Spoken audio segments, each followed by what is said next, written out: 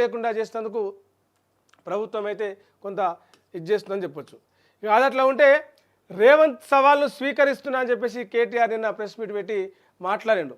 ఏంది 72 గంటలల్లా నేను వస్తా, చింతమడకలు పెడదామా లేకపోతే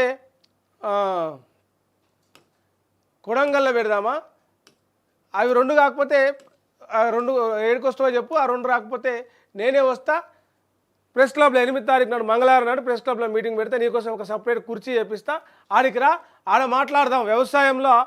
వ్యవసాయానికి ఏ ప్రభుత్వం ఎంత చేసిందో, కేసీఆర్ ఎంత చేసిండు, బీఆర్ఎస్ ఎంత చేసింది, మీరెంత చేసిర్రు, రైతులకు ఎవరు న్యాయం చేసిర్రు, ఎవరు మేలు చేసిర్రు మాట్లాడదాం. కేసీఆర్ని పిలుస్తున్నావు కదా చర్చకి, నీకు కేసీఆర్ అవసరం లేదు, నేను ఒక్కరిని చాలు నేను మాట్లాడతారా అని చెప్పేసి కేటీఆర్ ప్రతి సవాల్ చేసిండు. చూద్దాం ఏమన్నాడు. రైతులకు ఎవరేం చేశారో చర్చించేందుకు కేసీఆర్ అంతటి నాయకుడు అవసరం లేదని, రేవంత్కు తాను సరిపోతానని BRS working president MLA KTR అన్నారు.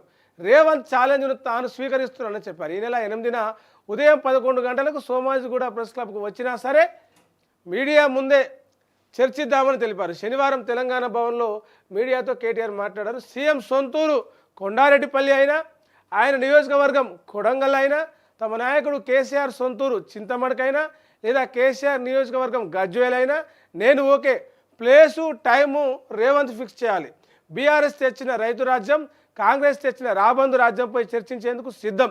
ఈసారి చర్చకు రేవంత్ ప్రిపేర్ అయ్యి రావాలి. ప్రిపేర్ అవ్వకుండా వచ్చి బేసిన్లు బెండకాయలు అంటే సీఎం పరువు పోతుందని చెప్పేసి కూడా ఆయన నిన్న తెలంగాణ భవన్లో ప్రెస్ మీట్ పెట్టి మాట్లాడుతూ కొంత ఎద్దేవా చేసిండు. సమైక్య రాష్ట్రంలో నీళ్లు నిధులు నియామకాలు అనే నినాదంతో ఉద్యమాన్ని నడిపినాం, కానీ రేవంత్ రెడ్డి మాత్రం కేవలం ఏపీ ప్రయోజనాల కోసమే పనిచేస్తున్నాడు, బనకచర్ల పేరుతోటి నీళ్లను ఆంధ్రాకు పంపిస్తున్నాడు అని చెప్పేసి కూడా ఆయన ఫైర్ అయ్యిండు. బాబు కోవర్టులాగా రేవంత్ పరిపాలన సాగుతుంది. గురువు చంద్రబాబు కోసం గోదావరి నీళ్లను ఏపీని తరలించడానికి బనకచర్ల ప్రాజెక్టుకు అడ్డుకోవట్లేదు, ఆయన కావాలని ఆ ప్రాజెక్టు మీద చూడనట్టు వదిలేస్తున్నాడు అని చెప్పేసి అన్నాడు. దాంతోపాటే నిన్న ఎల్బీ స్టేడియంలో మాట్లాడుతూ ఖర్గే వచ్చినటువంటి ఆ మీటింగ్లో మాట్లాడుతూ 100 అసెంబ్లీ సీట్లు గెలుస్తామని చెప్పేసి అన్నాడు సీఎం రేవంత్ రెడ్డి.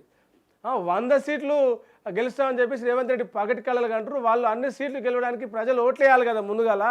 కాలిపోయిన మోటార్లు ఎరువుల కోసం లైన్లలో చెప్పులతో నిలబడమే ఇందిరమ్మ రాజ్యమా? మీకు 100 సీట్లు కాదు కదా, ఈసారి నువ్వు సొంత నియోజకవర్గంలో కూడా గెలవవు రేవంత్ రెడ్డి అని చెప్పేసి కొంత కౌంటర్ చేస్తూ మాట్లాడాడు. ఎమర్జెన్సీ విధించి ఎంతోమందిని అన్యాయంగా జైల్లో పెట్టిన ఇందిరమ్మ రాజ్యం గురించి మాట్లాడితే నికృష్టంగా ఉంటుంది. తమకు ఓటేస్తే మళ్ళీ పాత రోజులను తీసుకొస్తామని చెప్పిన సీఎం రేవంత్ నిజంగానే ఆ పాత దుర్దినాలను తీసుకొచ్చిండి. ఇవాళ తెలంగాణ వ్యాప్తంగా ఎరువులు విత్తనాల కోసం రైతులు యుద్ధమే చేయాల్సి వస్తుంది. బోనస్ ఇవ్వాల్సి వస్తున్న భయంతో మార్కెట్ వచ్చిన ధాన్యాన్ని కొనకుండా రాష్ట్ర ప్రభుత్వం పారిపోతుందని చెప్పేసి కూడా కేటీఆర్ రేవంత్ సర్కార్ మీద కొంత విమర్శ చేసిండు.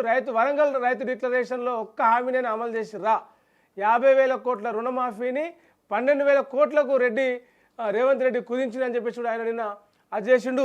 అంటే కేసీఆర్కు రేవంత్ రెడ్డి చేసిన సవాల్ని నేను స్వీకరిస్తున్నా, రా నేను మాట్లాడతాను, నువ్వు ప్రిపేర్ అయ్యిరా, ఏం మాట్లాడుతావో మాట్లాడుతురా, నేను ప్రిపేర్ అయినా నువ్వు కూడా ప్రిపేర్ అయ్యిరా, 72 గంటలలో చెప్పు, ఏడికి పోదాం, మీ ఊరికి పోదామా, మా ఊరికి పోదామా, మీ నియోజకవర్గం పోదామా, మాజీ సీఎం కేసీఆర్ నియోజకవర్గానికి పోదామా, లేకపోతే ప్రెస్ క్లబ్లో మీటింగ్ పెడదామా, రా అని చెప్పేసి ఆయన రేవంత్ రెడ్డికి సవాలు విసిరితే సీతక్క ఫైర్ అయింది. కేటీఆర్ దాని మీద కేటీఆర్కు కౌంటర్ ఇచ్చింది.